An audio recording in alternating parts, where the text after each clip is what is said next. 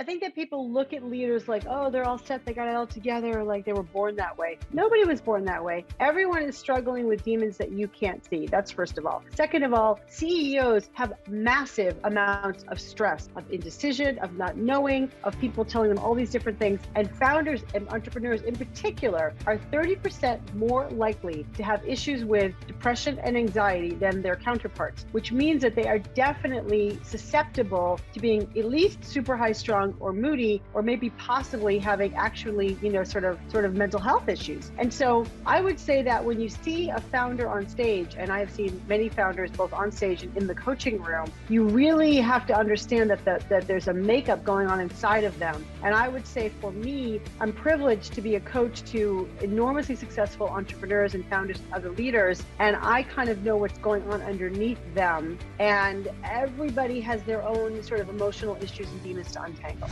Welcome to Grow Think Tank. This is the one and only place where you will get insight from the founders and the CEOs of the fastest growing privately held companies. I am the host. My name is Gene Hammett. I help leaders and their teams navigate the defining moments of their growth. Are you ready to grow?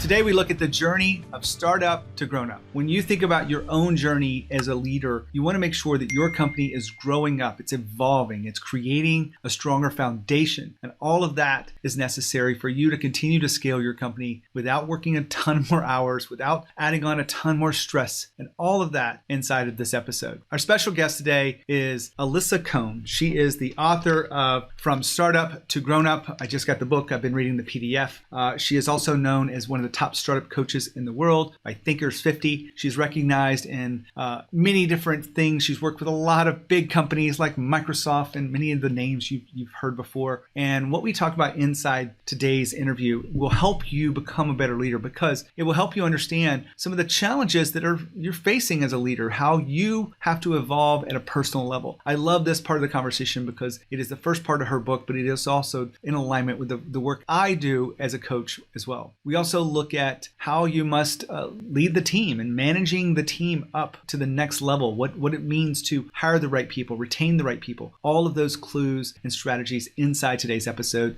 And finally, we look at managing the growth of the company, managing all of those aspects and pulling it all together, all for you. As you take in this episode, hopefully you'll take away one of the nuggets are necessary for you to focus on to move forward, and that you're not alone, because we talk about some of my clients that I've shared some of the examples inside of here. We talk about hers. And if you have any questions about your own journey of leadership, you want to make sure that you go to genehammett.com and schedule a call with me. Here's what's inside that call. I've been working for 10 years as an executive coach to help you play at a higher level, really understand yourself, understand how to lead your team, understand how to grow the company. It's perfectly in alignment with what Alisa does. We're not related in this. We don't work with each other yet, if it is ever to be. But we are going to have a conversation if you have the courage to step up and talk about what you're not talking about with your board, with your executive leadership team. And those conversations have been paramount for people to understand how to move forward. Sometimes we look at the blind spots that you carry with you that you don't even know are blind spots. But we also create a plan for you to move forward with ease and grace. So make sure that you're not continuing to work tons of hours and really focus on what it takes for you to grow inside that one conversation. Just go to genehammett.com and schedule your call. Now, here is the amazing Alisa. Hi, Alisa. How are you? I'm fantastic, Gene. How are you? Awesome. Excited to have you on the Growth Think Tank. I'm so excited to be here. Thanks for having me. Well, we've already talked a little bit, or I've talked about this, framing you in and talking about the book that you have. And I wish I had a copy to hold up, but I really am excited about talking about the book. Yeah, like that. I got the PDF copy. So I've been looking through that and seeing how you have, told the stories that you have through all the work that you've done. And it really is fascinating. So excited to talk to you about some of the details behind it that aren't in the book. Right. Me too. When you think about leadership, like you're known as one of the top startup coaches in the world. When you think about leaders, everyone puts them on a pedestal, like they're so successful, but there's some demons that they carry around with them. I want to kind of start there because that's a good place to begin our conversation today. Yeah, there are a lot of demons. Do you want me to just riff on that for a minute? Yeah, yeah. Well, I would say this. I think that people look at leaders like, oh, they're all set, they got it all together, like they were born that way. Nobody was born that way. Everyone is struggling with demons that you can't see. That's first of all. Second of all, CEOs have massive amounts of stress, of indecision, of not knowing, of people telling them all these different things. And founders and entrepreneurs in particular are 30% more likely to have issues with depression and anxiety than their counterparts, which means that they are definitely susceptible to being at least super high strung or moody, or maybe possibly having actually, sort of mental health issues. And so I would say that when you see a founder on stage, and I have seen many founders both on stage and in the coaching room, you really have to understand that there's a makeup going on inside of them. And I would say for me, I'm privileged to be a coach to enormously successful entrepreneurs and founders and other leaders. And I kind of know what's going on underneath them. And everybody has their own sort of emotional issues and demons to untangle. When you wrote the book, you included some stuff in there about the self-talk that we have. And I talk about this with my clients too, but I want to get your perspective. There's a compassionate self-talk, which is, it's great when we can connect to that, but there's really a more critical self-talk that gets in the way of us truly being, I think, our most authentic selves. How do you help leaders through this self-talk? Well, I think you're exactly right that we have a self-talk kind of narrative going all the time. And if you don't know that, just be quiet for 1 minute. And whatever it is you're thinking, that's your self-talk. And so we have voices in our head constantly. The high achievers that I work with and that you work with, Jean, they can be very critical. And when I think about how to help people, I actually wrote an article on this for Inc. It's really about 3 selves. So the first is self-awareness, which is tuning into your self-talk, really identifying what you are saying to yourself. The second is self-compassion, recognizing that you are a human being, recognizing that you have foibles, that it's okay, that you have failings, it's okay. And then third is finding the right self-talk, specific, positive, productive self-talk that you can insert into that continuum to give you a little relief if it doesn't come naturally to you. Over time, you can proactively insert that positive self-talk more frequently. By the way, not only is that going to make you feel better, which is important, it's also going to make you more understanding and have more space for your employees. It's also going to help you activate, because that self-talk, that negative self-talk, is super draining if you don't even realize it. I love the fact that you've seen the same thing in these successful companies that you're working with and the leaders. There was a sentence in your book. I'm just going to read one sentence. I know you're a little bit weird about people quoting your book, but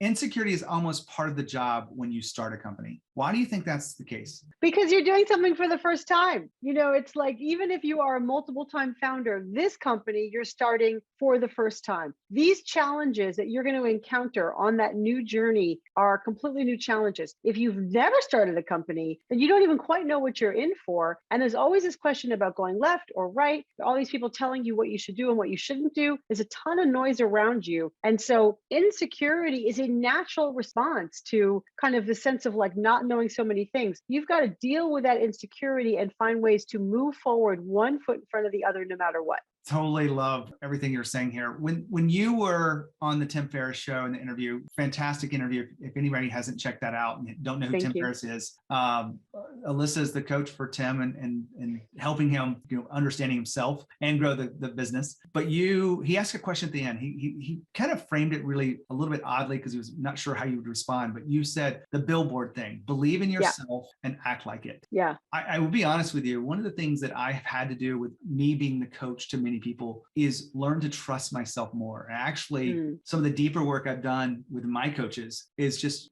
trusting myself. And it's not that I have that know everything, but it's that I can figure out, or I can get out of jams, or I trust myself enough to do this. Is that the same kind of thing that you're talking about with that quote?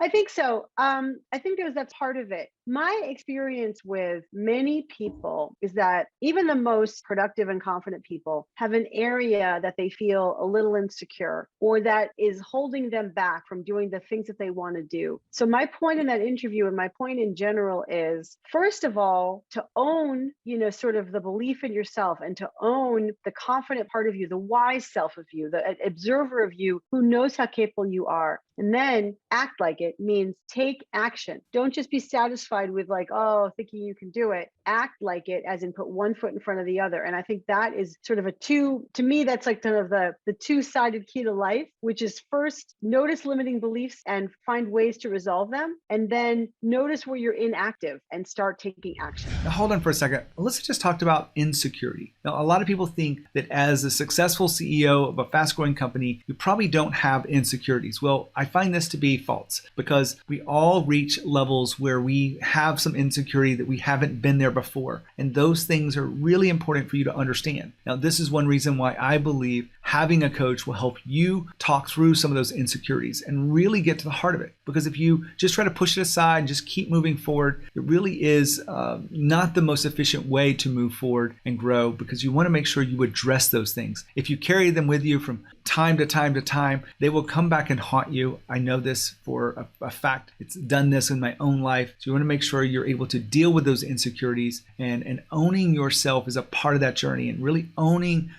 how you're going to move forward, and really defining what shifts are necessary for you as a leader. I say this to you because I believe wholeheartedly that you want to evolve as a leader. You want to make sure that you address the insecurities before you move forward and pass those on into your employees. Now back to Alyssa. I want to move into that other part of the book where you're talking about yourself first, you as the leader, and you call it managing you. The next section is around managing the team. Yeah. The biggest challenges right now is really attracting top talent.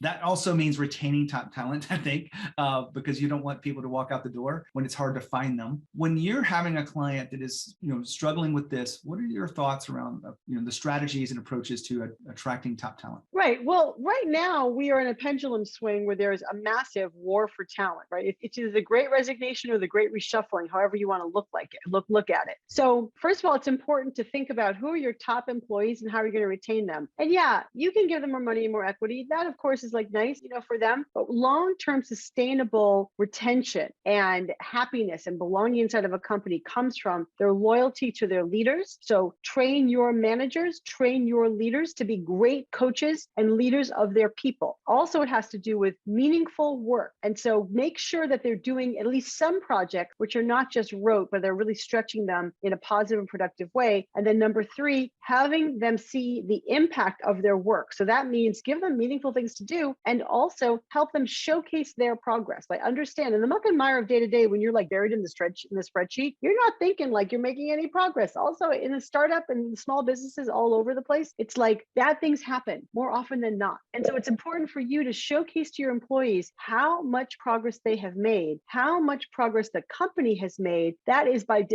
research proven that the most motivating thing for people is to see the progress of their work. So if you activate those things around you, you'll do a better job retaining your people. Now, if you think about going out to get people, right, to attract the right talent, you've got to have strong talent because people want to play with A players want to play with A players. You want to showcase that you have an environment, which is again, doing all these things for your employees. And you want to really think about when you bring employees on, how you can get them off to a strong start, because that is one of the really important predictors of whether or not they'll stay with your company and add tremendous value. You mentioned the word A player, and I think a lot of people have different perspectives of should we hire A players, should we develop A players?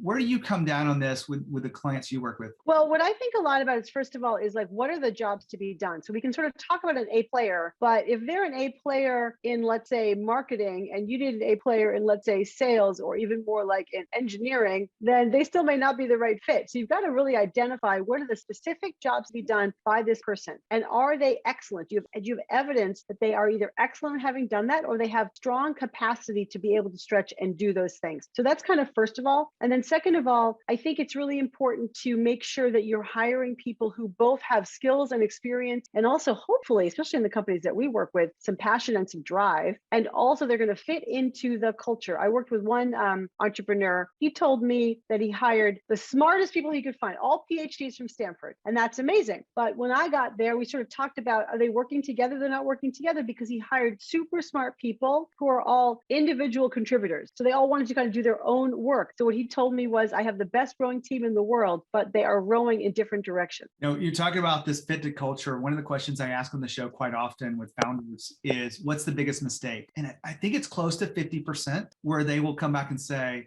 I used to believe that it was really a skill fit and making sure someone was talented, but I realized culture fit was much more important. But I know there's some other data out there that says culture fit isn't the most important. What do you see in your work? I think culture fit is essential. I mean, listen, the truth is that if you have a strong product and a strong product market fit, you're probably going to win. That's good. However, you're going to do it the easy way or the hard way.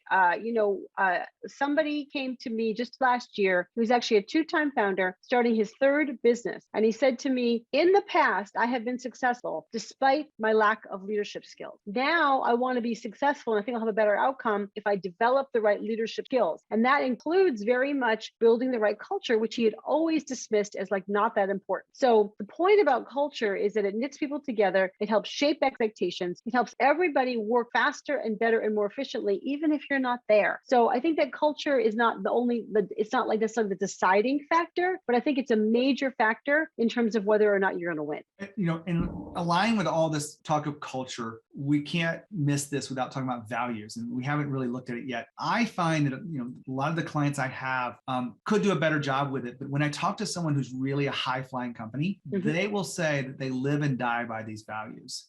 Some people think they're a little bit soft and squishy to be able to say, that's who we are. That defines us. We hire by values. What are you seeing with your clients as it relates to values? Well, I see with my clients that actually values are having kind of a bit of a comeback. And I see this with my clients who are very focused on making sure they write down and codify the values they want to bring into their company. And then even companies who are later stage feel like at times they say what they needed, they say is a values refresh to make sure they're recommitted to the values, even though they've kind of grown. Also, I've just started my own podcast, also called From Startup to Grown Up. And inside of all those founders I've talked to, they've all mentioned how early on, they're very successful founders, early on in their sort of tour of duty as, early on in their startup journey, they actually just spontaneously decided to write down the things that were important to them. So I think there's a strong connection between having your values, clarifying your values, and company success. Jim Pouzis has done a number of some research on this. And what's interesting to me is the findings are actually from large companies, is that if a company clarifies their values, even if employees don't share those same values, just the result of clarifying their values helps people do better work more efficiently and also are more sticky to the company. So I think there's like a very hard case to be made for the so-called soft point about values. I agree. It's part of the next book I'm writing. It's one of the reasons I was asking, because it's just such a simple thing that's missing in a lot of these organizations of how to use them day in and day out. Yeah. One thing that I was really not surprised to hear, but you were talking about in the Tim Ferriss interview, that a lot of leaders don't give feedback. And you didn't mention it in the things, about an attractive company and retaining leaders. But here's the thing I usually say, it's absolutely free to tell someone you're doing a good job. Yeah. And then I listen to the script and you're like, and you can use that to say, and here's some things I want you to work on to be even more. And it's all of it seen as positive because they're like, oh, that's my next step. Right. When you think about, I know you have some thoughts on how leaders are, fighting with themselves about giving feedback. Tell us about your perspective. Well, I don't think leaders are fighting with themselves to give feedback. I think leaders are just like not giving feedback for various reasons. I think, first of all, it's hard to remember to stop yourself in the middle of your, 100 things to do to give feedback. I definitely know. I mean, we agree, I think, violently on this point. Positive feedback is free, it's easy, and it's enormously motivating, right? Yeah. See prior comment about making progress at work. Think about that for yourself. If you've ever gotten positive feedback from somebody who you admired, right, or what a leader of yours, of course it was motivating. So I say that to all of you leaders, please remember that it is a very important part of your job to give this positive feedback. When you do that over and over again, you create an environment where it's obvious that you care about them and that you want their success and you're an ally. When you have an environment where you're an ally and you want for their success and you care about them, that earns you the right to then have a more difficult conversation, which starts with, I love what you're doing and also do more, or I love what you're doing and do it a little bit differently. And then that moves towards, listen, we really have a problem. I've already showcased how much I care about you. I've already showcased how much of an ally I am for you. The reason I'm telling you that we have a problem and that you have a problem that you need to fix is because I really want you to make these changes because I believe in you. I want the best for you in your career, and making these changes is going to help you thrive here longer. So if you frame the whole thing like that, then it becomes a very different experience. I think that leaders shy away from the more difficult, more negative, so-called constructive conversations because they, like many people, are squeamish. And I would just say, I don't think that that's a good enough reason. Now, Alisa just talked about recognition. Now, this is one place where we're absolutely in alignment around is not enough CEOs are actually recognizing the people in front of them. Maybe it's because no one's recognizing you for all the hard work and sacrifice that you've made and all of the challenges you've overcome. But you want to make sure that your job is to see those opportunities, to have small little conversations with people that allow you to recognize them for the value they create, for the creativity and innovation. Maybe it's for their leadership prowess, or maybe it's just for them working through some tough challenges that you know they have been working on. One way to do that is to select a value that someone is demonstrating and they're living that value, and use the recognition to tie into, because our value is blank, you have done this, and it really has been a powerful way to demonstrate that you understand this value, that you are living it. I'm being a little bit undescriptive here, but I think that you probably can pick up this formula of tying the recognition to a value that the company has, because that will give them a reason for doing that over and over and over. And it will also share that with others. They will be able to get others to follow that same value because they know that it's important to you. Recognition is something that is absolutely free and is very powerful when you use it well. Back to Alisa. I agree. You know, we haven't left much room for this, but I want to move into the third section of your book. We've been talking about from startup to grown up with Alisa, the author. You have the section on managing the company. What are the things that you see as the biggest mistakes people are making right now in managing the company? Yeah, new founders, and I would even say more experienced. Actually, I talked about this recently with one of my clients who's a second-time founder. The first time he founded the company, he was the co-founder and chief product officer, and now he is the co-founder and CEO. And he told me recently about an interaction that he had with his board, and his board was a little upset that he had missed 2 forecasts in a row, right? 2 quarters in a row. And they were wanting to have a little more frequent interaction with him in order to help him get back on track to make the budget. And he told me this, like, as in huffy, like, can you believe it? And I was waiting for the problem. And it turned out that was the whole story, that he missed the forecast and the boards want a little more, focus with him and more frequent interactions. So I think what people make mistakes on is sort of forgetting that their responsibility is actually not just to develop beautiful product, and not just to actually create a beautiful culture inside of your company, but ultimately to achieve results. And so it sounds strange, but in the sort of fog of war, it's actually easy to lose sight of that. Now, here are some tools to help you achieve results. Number 1, a dashboard. Number 2, a RACI chart. RACI just is a fancy term for just standing for who's responsible, who's accountable, who needs to be consulted, and who needs to be informed. Because what happens is you in product or whatever, like your product people are doing their thing and they're not consulting with marketing, and then they're mad when marketing gets mad. But if you clarify who needs to be consulted in the process, you're going to prevent those kinds of mistakes. And the last thing is, even just clarifying roles and responsibilities will help everyone get a handle on what are we trying to get done, who's responsible for doing it, what are the inputs and outputs, and then it helps you move along the path.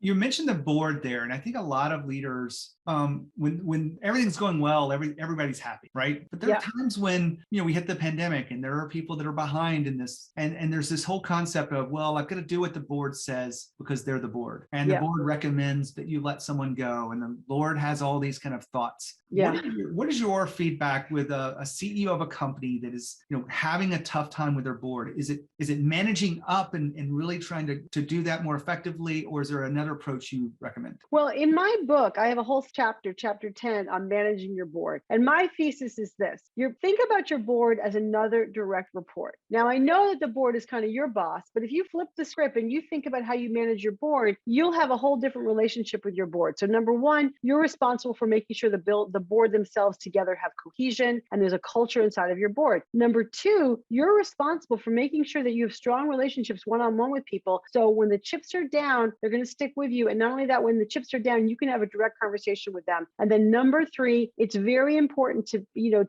have in board meetings some dialogue and create the context for having open and honest and at times even sort of conflict in your dialogue, because that means that they can say what they want to say. And by the way, they can be helpful, of course, helpful at times because they have their experience. But at the end of the day, they recognize that no matter what they say and they have different opinions, you, the CEO, are responsible for driving the company forward. I also want to say that boards don't always themselves understand their roles. And in my book, I talk about like all these different board caricatures. One is the general fighting the last battle. And I promise you that you have people on your board who are kind of relating to your company like a company they were on the board of 2 years ago. So you have to help them see that. You have to lead them to an understanding of the way you see your company. And that is through constructive conversation and building relationships. We keep talking about the power of communication, and most CEOs think they're pretty good at communication. But when I do the 360 feedbacks, and I know you kind of got started in your coaching career by doing this with Marshall Goldsmith.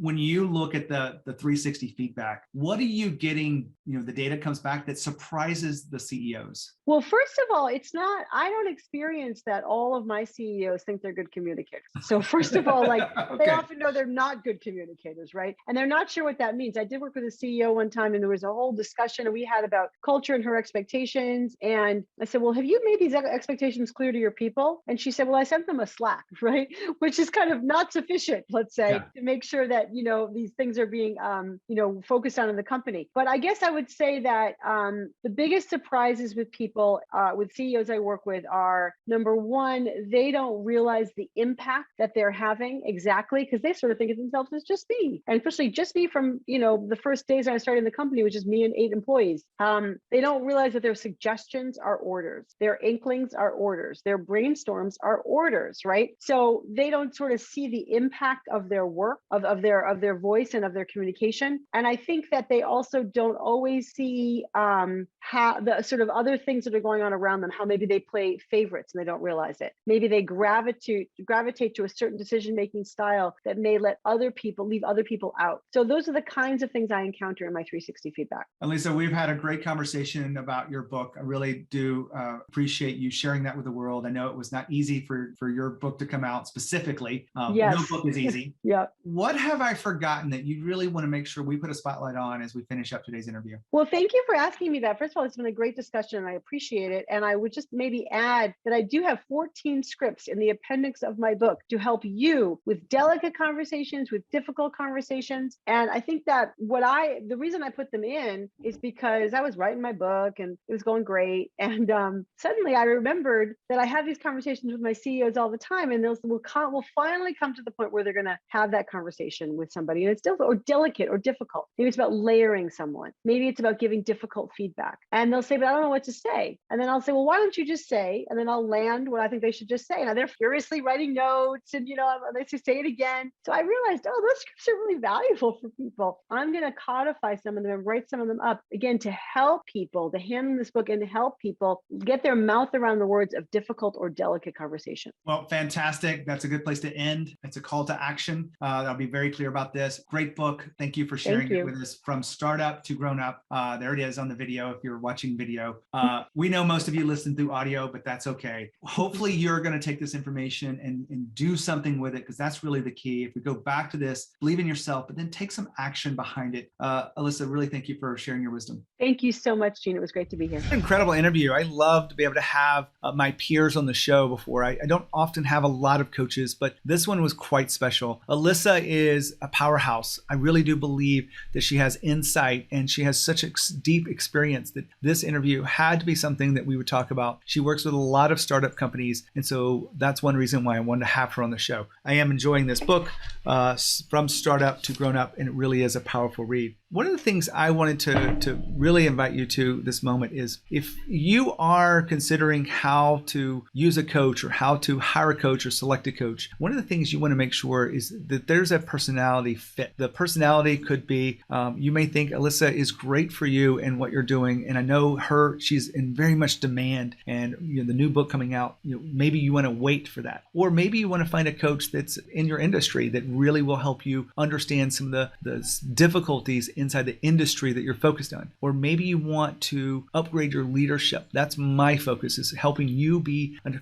extraordinary leader as you move forward, helping you grow your business without spending more time and adding more stress to what you're doing. That's my specialty inside of this world of executive coaching. But you want to make sure that you choose a coach that is the best fit for you. And the coach that doesn't challenge you, the coach that doesn't support you in the way that you need to be supported, isn't going to be the one that gets you what you really need. Now, I will say that most coaches are pretty good at these things. I would not say that in the executive coaching world, there's not many bad coaches. Now, that makes it harder for you because you want to make sure that you are finding the right one for you to really, whoever your investing time is, will get the most out of that time. So all that being said, I want to help you. If you want to have a conversation with me, I would love to help you figure out what that exact thing is missing in your path to be an extraordinary leader, to aligning your people, to inspiring ownership across the team, and about leading powerfully. That's my job. I want to help you do that. All you have to do is go to genehammett.com and schedule your call. Inside that call, we'll have a conversation that you're not having with anyone else. Your board, your executive team, your significant other, or even the investors that you have, because you want to show up differently for those conversations. And my job is to help you show up as powerfully as you can, as clear, and really understand what the focus of those conversations. I have these all the time with my clients, and this is what I love to do most, is help you figure out how you want to show up as a leader in those difficult moments as you move forward and lead